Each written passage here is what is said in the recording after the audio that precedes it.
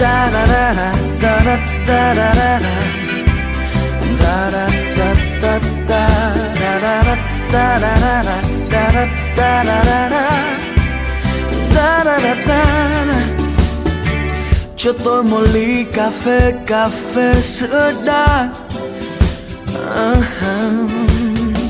Cho tôi ngồi bên hàng cây tán lá. Cho tôi được nhìn con đường xa xa, dòng người dòng đời ngày ngày trôi qua. Cho tôi dừng chân ở nơi quá xa, bên đường Sài Gòn cà phê sữa đá. Vẫn mãi như thế, ai uống hay chưa? Sài Gòn hàng cây ghế đá.